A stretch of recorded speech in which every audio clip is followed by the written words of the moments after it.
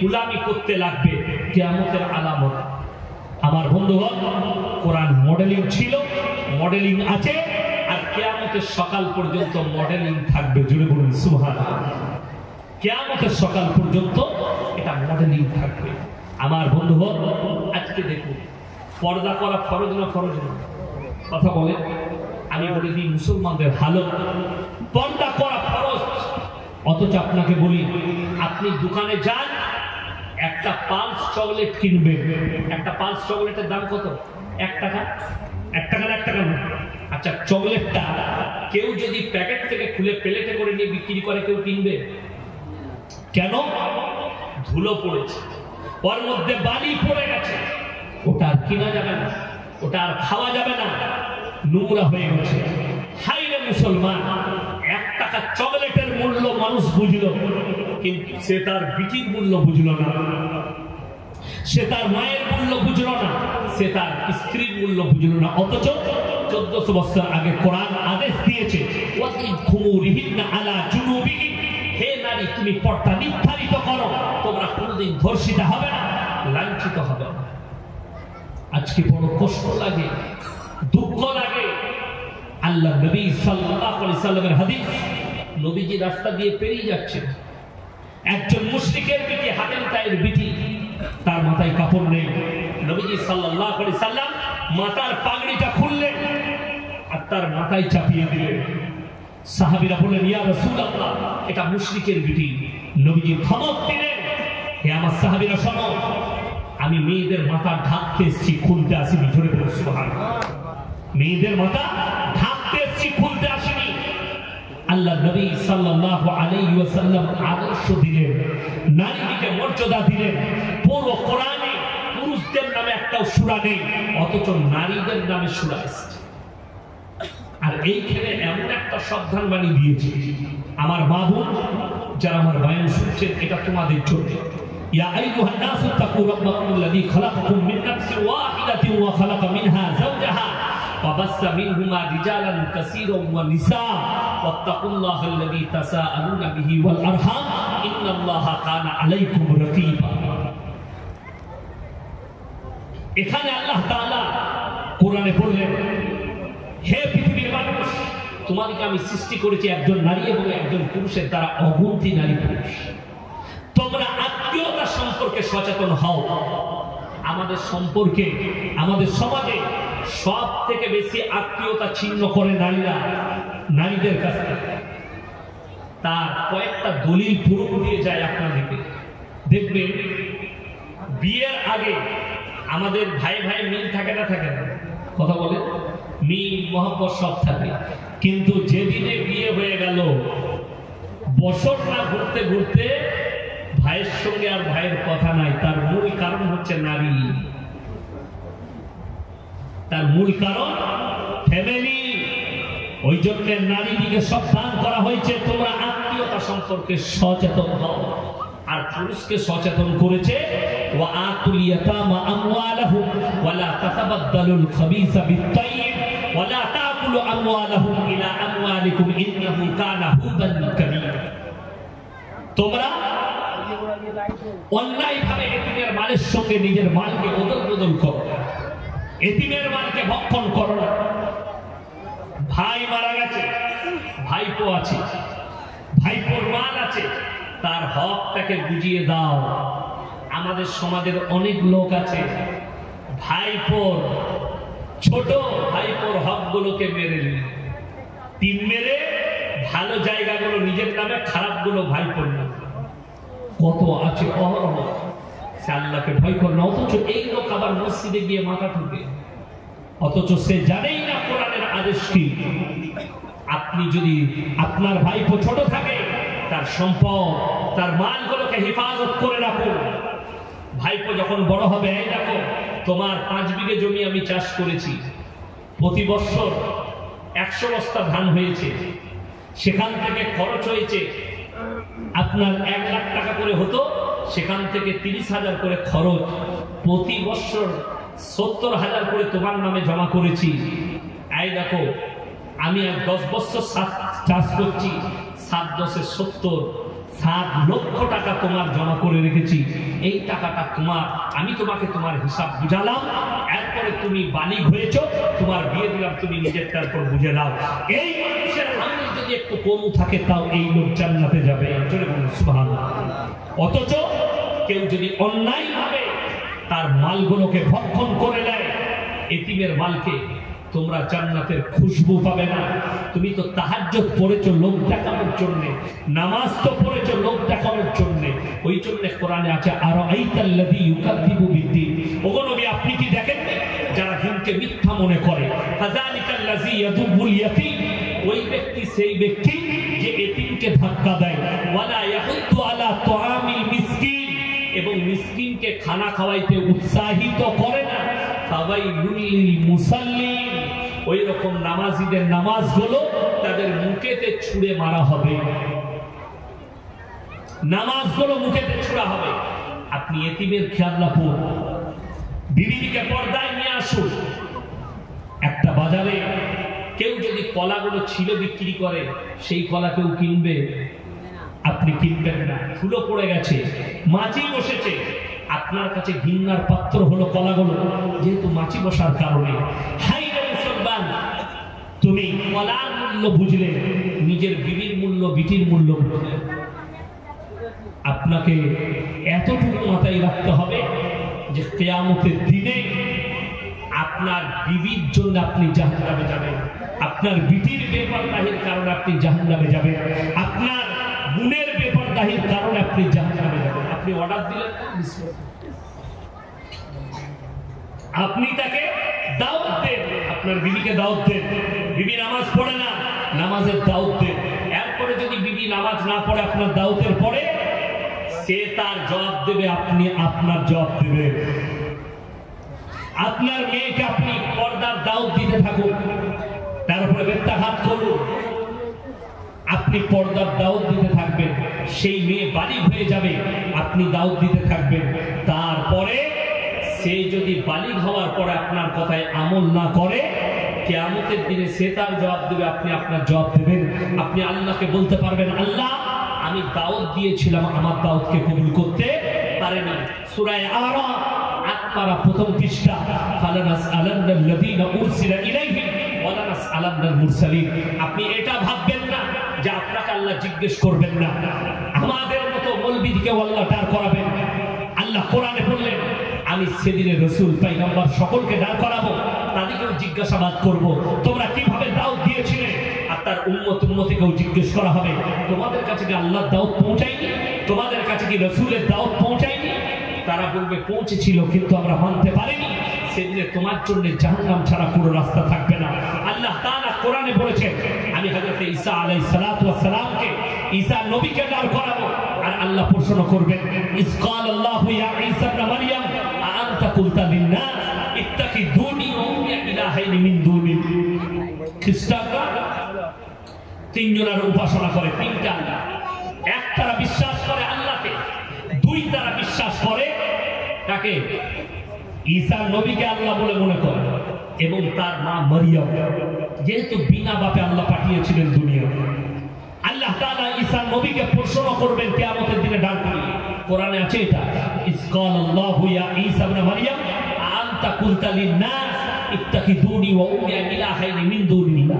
হে ঈসা, তুমি কি বলেছিলে তোমার কওমকে আল্লাহ ছাড়া আমি আর আমার মা আরো দুটো আল্লাহ? ঈসা নবী বলবেন, ক্বালা সুবহানাক মা ইয়াকুনু লি আন আকুলা মা লাইসা লি বিহাক ইন কুনতু কুনতুহু ফাকাদ আলিমতা তা'লামু মা ফি নাফসি ওয়া লা আ'লামু মা ফি নাফসিক ইন্নাকা আনতা আল্লামুল গুয়ুব। আল্লাহ যে কথা বলার আমার হক নেই, অধিকার নেই, সে কথা আমি কেমন করে বলতে পারি? আর আমি যদি বলতাম ইন্নাকা আনতা আল্লামুল গুয়ুব, আপনার তো অজানা হতো না, আপনি আলিমুল গায়ব। আল্লাহ তখন তাদেরকে জাহান্নামের রাস্তা দেখাবেন, আর তাদেরকে বলা হবে, তোমরা যাদের উপাসনা করেছিলে, যাদের কাছে ভালো মন্দ চেয়েছিলে, আজকে কেন তারা তোমাদের কাজে আসছে না? তাদের জন্য ওইটাই হবে রাস্তা। আমার মুসলমান ভাই, আপনাদেরকে বলে যাই, সবাই নিয়ত করুন, আজ থেকে 5 ওয়াক্তের নামাজি হবো। সকলে জোরে বলুন ইনশাআল্লাহ। হাত তুলে বলুন ইনশাআল্লাহ। নামাজ কেউ ছাড়বেন না বিনা কারণে। অনেকজন আমাদের দেশের লোক আছে, তারা নামাজ তো পড়েই না, অথচ চায়ের দোকানে কি বলে জানেন? আমি নামাজ না পড়তে পারি, রোজা না রাখতে পারি গ্রামে আমিই ভালো লোক, এরকম মাল আছে না? অনেক আছে। নামাজ পড়ে না, রোজা রাখে না, একটু পাপ করে, অথচ বুক ফুলিয়ে বলে আমরা নামাজ না পড়তে পারি, রোজা না রাখতে পারি, গ্রামের আমি ভালো লোক। তারা একটু কান খুলে শুনেলেন, আল্লাহ তাআলা কিয়ামতের দিনে দুটো রাস্তা, একটাই জান্নাতীরা প্রবেশ করবে, একটাই জাহান্নামীরা। আল্লাহ কোরআনে বললেন, শোনো, জান্নাতীরা তাদেরকে দাঁড় করাবে কি বলে? ফি জান্নাতি ইয়াতাসাআলুনা আনিল মুজরিমিনা মা সালাকাকুম ফি সাকার। তোমরা কেন জাহান্নামে যাচ্ছ? তোমরা বলতে আমরা ভালো লোক, আজকে জাহান্নামে যাচ্ছ। তারা এক নম্বর উত্তর যেটা ছুড়বে, ক্বালু লাম নাকু মিনাল মুসাল্লিন, আমরা নামাজি মুসল্লিদের মধ্যে ছিলাম না, নামাজ পড়তাম না, তাই আল্লাহ আমাদেরকে জাহান্নামে পাঠিয়েছে। ইচ্ছাকৃতভাবে নামাজ কাজা করত। এখানে যারা আছেন শুনে যান, কেউ যদি ইচ্ছাকৃতভাবে নামাজ কাজা করে, আপনাকে জাহান্নামে প্রবেশ করতে হবে। এক তো আপনি বাজারে আছেন, নামাজটা কাজা হয়ে গেল, আপনি পড়ে নিলেন, ওটা আলাদা বিষয়। এক তো আপনি সফর করছেন, নামাজ পড়ার জায়গা পেলেন না। এখন যেমন ভারতে নিষিদ্ধ, আপনি যে কোনো জায়গায় নামাজ পড়তে পারেন না, সফরে গেলে মাথায় রাখবেন। গত বছরে দেখেছিলাম 24 পরগনা থেকে বাসে করে আজমির যাচ্ছিল, রাস্তায় নামাজ পড়তে গিয়ে কয়েকজনকে অ্যারেস্ট করেছিল উত্তরপ্রদেশ পুলিশ। যাই হোক, তাদের অপরাধ। যখন নিষেধ আছে যেখানে আপনি পড়বেন কেন? আপনি মসজিদে পড়ুন, আপনার ঘরে পড়ুন, অসুবিধা নাই। আমার ভাই, নামাজ আপনাকে হার হালতে পড়তে হবে, ইচ্ছাকৃতভাবে নামাজ ছাড়লে। এই জন্য নামাজ কি জিনিস? কোরআন বলছে, ইন্নাস সালাতা তানহা আনিল ফাহশাই ওয়াল মুনকার। নিশ্চয় নামাজ এমন একটা ইবাদত, মানুষ যখন নামাজ পড়ে আস্তে আস্তে নামাজটাকে খারাপ কাজ থেকে সরিয়ে ভালো কাজের দিকে নিয়ে যায়। জোরে বলুন সুবহানাল্লাহ। আপনি ভালো কাজের দিকে প্রবেশ করবেন, ভালো কাজের দিকে নিয়ে যাবে। আমার বন্ধুগণ, আমার ভাই, আমার আল্লাহ ওয়ালা ভাই, কান খুলে শুনে নেন, নামাজ ইচ্ছাকৃতভাবে কেউ কাজা করবেন না। তারা এক নম্বর উত্তর দেবে, ক্বালু লাম নাকু মিনাল মুসাল্লিন, আমরা নামাজি মুসল্লিদের মধ্যে ছিলাম না, ওয়া লাম নাকু নুতিমুল মিসকিন, আর আমরা মিসকিনকে খানা খাওয়াইতাম না। এই মিসকিন আর ফকিরের পার্থক্য আমরা মুসলিমরা জানি। মিসকিন আর ফকির, ফকির মানে যার কিছু আছে, বাড়ি আছে, ঘর আছে,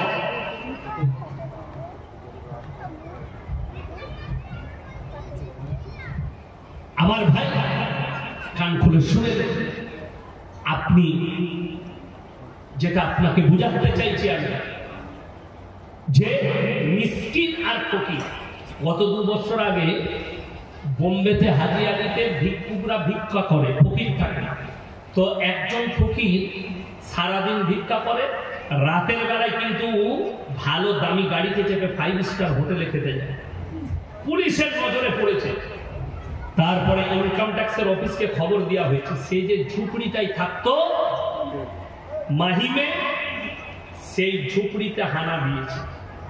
গিয়ে দেখছে 5 কোটি টাকা বেরিয়েছে ঝুপড়িতে। কত বললাম? 5 কোটি। আপনার গ্রামে 5 কোটি থাকলে সে ফকির না বড় লোক? আমাদের দেশে বড় লোক। তার ঝুপড়ি থেকে 5 কোটি, মানে ফকিরের কিছু আছে। মিসকিন মানে নিঃস্ব। আপনি সকালবেলায় তারকেশ্বরে গেলেন, দেখলেন বাজারে বাস স্ট্যান্ডে একজন হাত পাচ্ছে একটা ছেলে, তার কেউ নাই, সে নিজেই জানে না, সই রাস্তাতেই থাকে, বাস স্ট্যান্ডে সই, সে হচ্ছে মিসকিন। বললে, দাদা আমাকে একটু ভাত খাবো, পয়সা দে। আপনি তাকে জান ভরে খাইয়ে দেন। কোরআনে এই মিসকিনের কথা। আপনার গ্রামে একজন মিসকিন আছে, যার ঘর বাড়ি কিচ্ছু নাই, সে মসজিদের বাইরে শুয়ে থাকে, নাহলে পাড়ায় শুয়ে থাকে, তার কিচ্ছু নাই, খালি মাথায় একটা তিরপল টাঙিয়ে বাস করছে, এটা মিসকিন। কোরআনে এদের কথা বলা হলো। তারা মিসকিনকে, তারা বলবে আমরা মিসকিনকে খানা খাওয়াইতাম, তাই আল্লাহ জাহান্নামে পাঠিয়েছে। ওয়া কুননা নাখুদু মাআল খায়িন, এটা বড় প্যাথেটিক, মারাত্মক। এটা প্রত্যেকটা মুসলিমের জানা দরকার। অনেক সময় দেখবেন রাস্তাঘাটে বসে কিছু জানোয়ার থাকে, মুসলিমদের জানোয়ার, যারা দাড়ি টুপিওয়ালাদের মজাক উড়ায়, মজাক। আমি একবার এই হাই রোডে হাওড়া যাচ্ছিলাম জলসা, তখন হাতে হাতে টাকা নিত টোলগুলো। এখন তো ফাস্ট ট্র্যাক হয়েছে, আজ থেকে কয়েক বছর আগেকার কথা। তো আমার বাপের বয়সী একটা লোক টোল কাটছে, আমি তাকে 500 টাকার নোট দিলাম, আমাকে কি বলছে জানে, বলে চাচা খুচরো দাও। আমি বললাম ভাইপো তোর মা ভালো আছে? তোর মাকে বলবি বাপের সাথে দেখা হলো টোলে। তখন সে বললে আপনি এরকম বলছেন, আমি তোর বয়সটা কত আর আমার কত? তুই তো আমার বাপের বয়সী লোক, আমাকে চাচা বলছিস কারণ? মাথায় টুপি, মুখে দাড়ি, তার জন্য চাচা। ওই জন্য বললাম তো আমার বেটা, ওদের যে অফিসার ছিল সে তাড়াতাড়ি ছুটে এলো। হ্যাঁ স্যার क्या हुआ? हमने ये हमारा बेटा है, हम इसका बाप। ये खुद बोल रहा है, हमको चाचा बोल रहा है। बोले सर गलती हो गया, इसको माफ कर दीजिए। हम इसका बेटे के उम्र के है, हमको बेटा बोल सकता है, मौलवी साहब बोल सकते हैं, लेकिन चाचा क्यों बोला मेरे को? मैं बेटे के उम्र का हूँ। तो से हमारे काছে क्षमा चाहिए। बोले इन्होंने गलती किया, ऐसे नहीं बोलना चाहिए था। बिल्कुल आपने सही कहा, हमको मौलवी साहब बोलो, बेटा बोलो। আপনার বেটার বয়সী হলে বেটা বললে রাগ করবে কেউ? করবে না। কিন্তু চাচা বলেছে আমাকে, আমি তাকে যা উত্তর দিয়েছি সে বুঝতে পেরেছে। মজা দাড়ি আর টুপি। আল্লাহ বললেন কোরআনে, তারা বলবে ওয়াকুন্না নাখুদু মাল খায়িন, दाढ़ी टूपी वालों के मजाक उड़ाने वालों में से हम लोग थे, इसीलिए अल्लाह ने हमको जहन्नम में भेजा। वकुन्ना नुकज़्ज़िबु बियौमिद्दीन, এটা আরো মারাত্মক, আমরা বিচারের দিনকে মিথ্যা বলে অস্বীকার করতাম। আমার মুসলিম ভাই, আপনি এখন 1 নম্বর প্ল্যাটফর্মে বসে আছেন। দুনিয়া দুনিয়া এই দুনিয়া সম্পর্কে কোরআন বলছে ওয়াল হায়াতুদ দুনিয়া ইল্লা মাতাউল গুরুর। এই দুনিয়া তোমাদের জন্য সম্পূর্ণ ধোঁকা। আপনার যে শরীরটা আছে, এই শরীরটার কোনো মূল্য নাই, এটা নকল শরীর। মরে যাওয়ার পরে এই শরীর পচে যাবে, এই শরীর মিটে যাবে, আল্লাহ দান করাবেন কিয়ামতের দিনে, সেটাই হবে অরিজিনাল শরীর। আচ্ছা বলুন, এই রাত্রে খানা খাবেন, তাবাররুক খাওয়াবে লাস্টে। আপনি যদি এই লাস্টে খাবার খেয়ে সকালে পায়খানা করতে হবে না, হবে না? রাত্রে খানা খেলে পানি পান করলে প্রস্রাব লাগে না, লাগে না? পানি পান করলে প্রস্রাব করতে হবে। খানা খেলে পায়খানায় যেতে হবে। কেন? খানা খাওয়ার পরে আপনার শরীরে যে কাজ করবে তার নাম লিভার, সে হজম করে পায়খানার নালীতে নিয়ে যাবে, সেই পেশাব দিয়ে পায়খানাটা বের করবে। আপনি যখন পানি পান করবেন, কিডনি আপনার ফিল্টার করে প্রস্রাবের থলিতে নিয়ে যাবে, তারপরে প্রস্রাব হবে। আল্লাহর কসম, এই নকল শরীর, কিডনি ফেল, তোমার গ্যারান্টি শেষ। লিভার আর কাজ করছে না, আপনাকে লিকুইড খাবার খেতে হবে। কোন খাবার আপনার লিভার আর হজম করতে পারছে না। আমার বন্ধুগণ, কোরআনে আল্লাহ তাআলা বললেন, আমি কিয়ামতের দিনে যখন মানুষকে দাঁড় করাবো, লা উকসিমু বিয়াউমিল কিয়ামা, আমি কসম খাচ্ছি কিয়ামতের দিনে, ওয়ালা উকসিমু বিন নাফসিল লাওয়ামা, আর আমি কসম খাচ্ছি ওই সমস্ত আত্মা, আয়াহসাবুল ইনসানু আল্লা নাজমা ইদামা, যারা বলে মানুষ মিটে যাওয়ার পরে আল্লাহ কি করে মানুষকে দাঁড় করাবেন। আল্লাহ তাআলা কোরআনে বলেছেন, বালা কাদিরিনা আলা নুসাউইয়া বানানা বাল ইউরিদুল ইনসানু লিয়াবজুরা আমামা। হে আমার নবী, শুধু মানুষের আকৃতি নয়, তাদের আঙ্গুলেতে যে লকিরগুলো আছে আমি ওইভাবে পরিপূর্ণ করে দাঁড় করাতে সক্ষম। সেখানে মিস্টেক কি হবে শুনেলেন, সেখানে অরিজিনাল শরীরটার দাম কি হবে। আপনি তো খানা খাবেন, জান্নাতে আল্লাহ আপনাকে খানা দিবে, আপনি খানা খাবেন, আলহামদুলিল্লাহ বলবেন, হজম হয়ে যাবে, জোরে বলুন সুবহানাল্লাহ। আবার গলা পর্যন্ত খাবেন, আবার আলহামদুলিল্লাহ বলবেন, হজম হয়ে যাবে। যদি বলেন পায়খানা, সেখানে লিভারের কাজ থাকবে না, আল্লাহ অটোমেটিক খাওয়া করবেন, জোরে বলুন সুবহানাল্লাহ। পানি তো লিটার লিটার পান করবেন, যখন প্রয়োজন পড়বে পানি পান করবেন। আপনি পানি পান করবেন, প্রস্রাবের প্রয়োজন পড়বে না। কেন? সেখানে আর কিডনির কাজ থাকবে না। জান্নাত হচ্ছে পবিত্র জায়গা। আমার ভাই, যদি অনেকজন, আমি কালকে জলসায় কি বলেছি জানেন, জান্নাতে কে কে নামাজ পড়বে হাত তুলে, হাত তুলে নামাজ কে কে পড়বেন জান্নাতে? হ্যাঁ, কালকে যখন বলেছি সবাই হাত তুলেছে, জান্নাতে নামাজ পড়বে। আমি বললাম বোকা, জান্নাতে মসজিদই নেই। কথা বলো, জান্নাত ইবাদতের জায়গা? কে বলল আপনাকে? জান্নাত ইবাদতের জায়গা নয়, জান্নাত হচ্ছে উপভোগের জায়গা। ইবাদত করার জন্য আল্লাহ দুনিয়াতে আপনাকে যতটুকু সময় দিয়েছে ওটা করুন। ইন্না জাআলনা মা আলাল আরদি যিনাতাল লাহা লিনাবলুয়াহুম আইয়ুহুম আহসানু আমালা। তোমরা হে আমার বান্দা, আমি এই পৃথিবীটাকে সুসজ্জিত করেছি, গোটা পৃথিবী সুসজ্জিত করে দিয়েছি, তোমরা খালি আমার কাছে একটা জিনিস নিয়ে আসবে, ভালো আমল, নেক আমল। জান্নাতে পানি পান করবেন, প্রস্রাবের কোনো প্রয়োজন পড়বে না। সেই জান্নাতে স্ত্রী মিলন হবে। আপনি দুনিয়াতে স্ত্রী মিলন করলে আপনাকে ফরজ গোসল করতে হবে, যেহেতু আপনার বীর্যপাত হয়েছে। জান্নাতে স্ত্রী মিলন করবে, এই দুনিয়ার থেকেও বেশি আরাম পাবে। তোমার শরীরে কোনোদিন সেদিনে প্রবলেম ট্রাভেল আসবে না, অসুস্থতা তোমাকে স্পর্শ করবে না, অথচ তোমার বীর্যপাতও হবে না, সেখানে ফরজ গোসলের প্রয়োজন পড়বে না। জোরে বলুন সুবহানাল্লাহ। ওখানে ফরজ গোসল লাগবে না, যেহেতু বীর্যপাত হবে না। জান্নাত উপভোগের জায়গা হবে। জান্নাতে তোমরা খালি উপভোগ করবে। সেখানে কি থাকবে? ইল্লা কিলান সালামান সালামা, সালাম আর সালাম, শান্তি আর শান্তি থাকবে, আর কিছু সেখানে থাকবে। ঝগড়া নাই, মারামারি নাই, অশান্তি নাই। আর দুনিয়া হচ্ছে ফিতনার জায়গা, ফিতনা সব জায়গায় লেগে আছে। ওই জন্য দুনিয়ার প্রতি মহাব্বত নয়, পরকালের প্রতি মহাব্বত নিয়ে আসুন।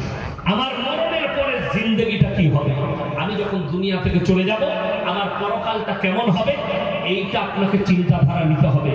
সবাই পরকালটার জন্য চিন্তা করবো, যদি বলুন ইনশাআল্লাহ। দুনিয়া নয়, দুনিয়া কিছুক্ষণের জন্য। যারা আজকে সম্পদের মালিক, কালকে আপনি মারা গেলি, যেমন আপনি জন্মগ্রহণ করেছেন, আপনি কাপড় পরে জন্মগ্রহণ করেননি না, জন্মানোর পরে আপনার কাপড় পরার ক্ষমতা ছিল, আপনার দাদি আপনাকে কাপড় লেপটিয়েছে, আপনার মা আপনাকে, আপনার নানি আপনাকে কাপড় পরিয়েছে, আপনার ফুপু আপনাকে কাপড়টা পরিয়েছে। আবার যেদিন আপনি মারা যাবে সেদিনেও আপনার কাপড় পরার ক্ষমতা থাকবে না। আপনার প্রতিবেশী এই শরীরের, আমি ইয়াসিন, আজকে যদি আমার মৃত্যু হয় আপনারা অ্যাম্বুলেন্সে করে আমার লাশ পাঠাবেন আমার বাড়িতে। আমার বাড়িতে যাওয়ার পরে আমার ঘড়ি, আমার শরীরের মালপত্র সব খুলে গোসল দিয়ে শুধুমাত্র কাফনটা পরিয়ে আমাকে ওই অবস্থায়, যেভাবে আমি মায়ের পেট থেকে এসেছিলাম ওই রকম ভাবেই আমাকে কবরস্থানে জানাজার নামাজ পড়িয়ে শুইয়ে রাখা হবে। ওই জন্য কোরআনে আল্লাহ কসম খেয়েছেন ফেরেশতার, ওয়ান্নাজিয়াতি গরকা ওয়ান্নাশিতাতি নাশতা। আমি কসম খাচ্ছি ওই ফেরেশতার, শুনে নাও হে আমার বন্ধুগণ, আল্লাহ কসম খেলেন। গরকা মানে হচ্ছে ডুব মারা। যখন আমি আমার ফেরেশতাকে হুকুম দিই তোমাদের শরীরে গিয়ে ডুব মেরে তোমাদের মৃত্যুকে টেনে নিয়ে এসে হালাকে আনা হয়। ওয়ালাউলা ইজা বালাগাতিল হুলকুম আনতুম হিনা ইযিন তানজুরুন। যখন এই মৃত্যুকে হালাকে টেনে আনা হবে তখন তোমরা খালি তাকিয়ে দেখবে, তাছাড়া তোমাদের বিকল্প কোনো রাস্তা থাকবে না। আমার ভাই, ওই জন্যে আপনাদেরকে অনুরোধ করব, আমার পরবর্তী বক্তা রজব আলী ভাই আসবেন, তিনি বয়ান করবেন। আমি, আমার আব্বাজি শরীর এমনি অসুস্থ, আমাকে এখান থেকে, আমি জীবনে ডবল ব্যবসা করি না, আজকে আমাকে হাওড়া যেতে হবে এখান থেকে। ওই জন্য ভাইকে বলেছিলাম 10টা থেকে 12টা আমাকে দিবেন। আমি সঠিক সময়ে, আমি কোনো জায়গায় ডবল করি না, ওই জন্য আমি তাড়াতাড়ি পৌঁছাই। তো আজকে আব্বাজির অসুস্থতার কারণে আমাকে যেতে হবে হাওড়া আর একটা প্রোগ্রামে। ওই দাওয়াতটা আমি দিয়েছিলাম আব্বাজিকে, আব্বাজি অসুস্থ। তো আমার ভাই সকলকে অনুরোধ করব, নামাজ পড়বেন, নামাজ কেউ জিন্দেগিতে ছাড়বেন না। একে অপরের সঙ্গে মিল মহব্বত, প্রতিবেশীর সঙ্গে ভালো ব্যবহার, আপনার কাছ থেকে যেন কেউ কষ্ট না পায়। রাসূল সাল্লাল্লাহু আলাইহি সাল্লামের হাদিস, তোমরা মুমিন ততক্ষণ হতে পারবে না যতক্ষণ পর্যন্ত তোমার কাছ থেকে তোমার প্রতিবেশী সুরক্ষিত নয়। তোমার প্রতিবেশী যতক্ষণ না সুরক্ষা পাবে ততক্ষণ পর্যন্ত তুমি মুমিন হতে পারবে না। ওই জন্য আমার বন্ধুগণ, আমার ভাই, সকলকে অনুরোধ করব, আপনি নামাজি হন, আপনি দিনদার হন, আপনি মুসল্লি হন, আপনি তাকওয়া অর্জন করুন, পরকালের চিন্তা নেই। আপনাদের মোল্লা সাহেব আছে তো? কই মোল্লা, আপনি আসুন, আসুন ওপরে 10 মিনিট উনি আসছে। কি বুঝলেন, আমার খুব কষ্ট হয়ে যাবে, দুখানা টোল আছে, কি বললেন? আমি ডবল জলসা করি না, এমনি আমার খুব কষ্ট। আমি মাদ্রাসা এখন ছুটি আছে বলে তাও আজকে যাচ্ছি, নাহলে আমি তো যেতই জলসা। মাদ্রাসার ছুটি চলছে এখন, আবার 10 তারিখ থেকে খুলে যাবে। আমি তো একটার বেশি জলসা কোনো জায়গায় করি না, আর 12টার পর আমি জলসা করতে চাই না। এমনি আমি 12টার পর, আমাকে দাওয়াত যারা দিবেন 12টায় জলসা শেষ করলে দাওয়াত দিবার চেষ্টা করবেন, না হলে দেন না। আমি খুবই অনুরোধ করে বলছি। তাই আমার ভাই, আপনারা আমার জন্য দোয়া রাখবেন, আমি আপনাদের জন্য দোয়া রাখি।